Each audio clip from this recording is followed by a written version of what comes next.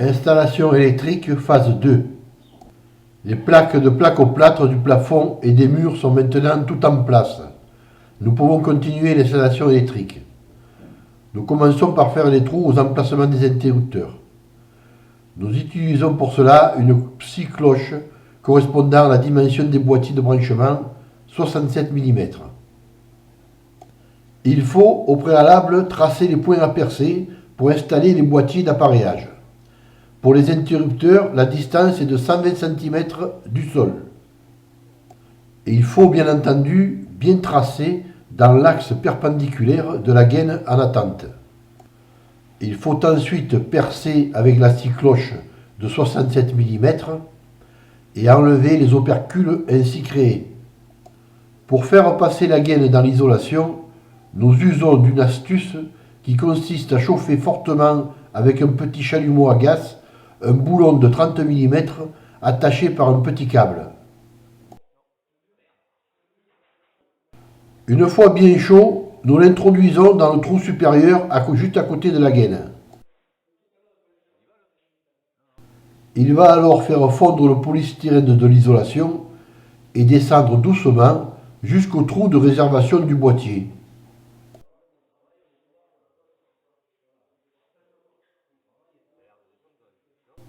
En guise de câble, nous utilisons un fil de Kevlar fortement résistant à la chaleur.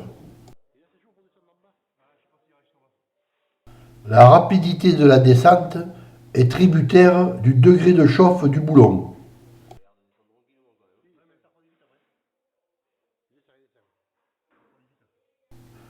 Le boulon arrive maintenant à la hauteur du boîtier.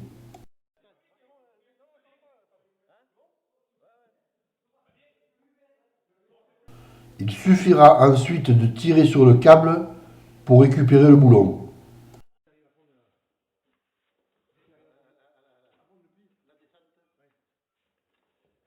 Reste ensuite à faire passer la gaine dans le conduit ainsi créé.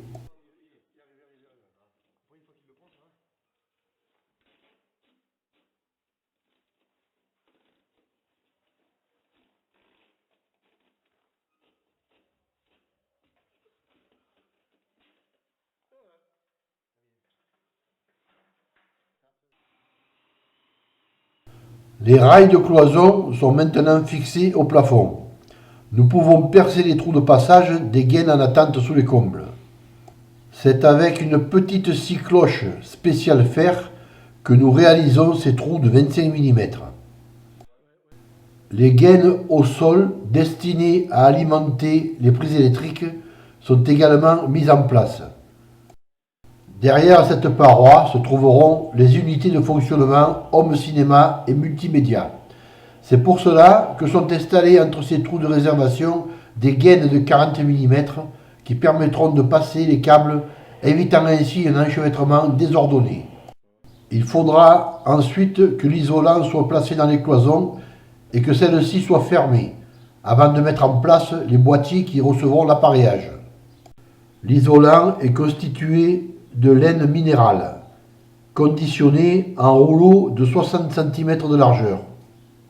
Pour la fermeture des cloisons, il faut bien respecter l'utilisation des plaques appropriées au lieu.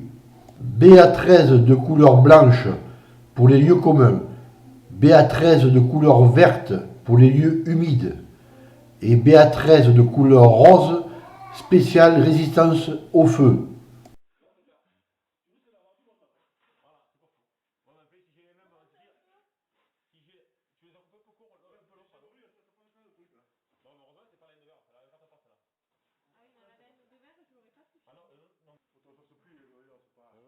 Le maintien de l'isolant entre les montants est assuré par la pénétration des vis lors de la mise en place de la plaque de fermeture.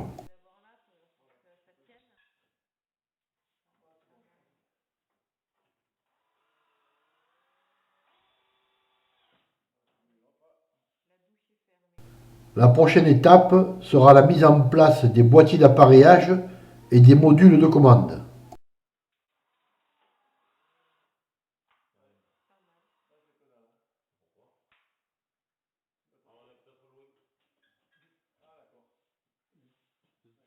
claquer.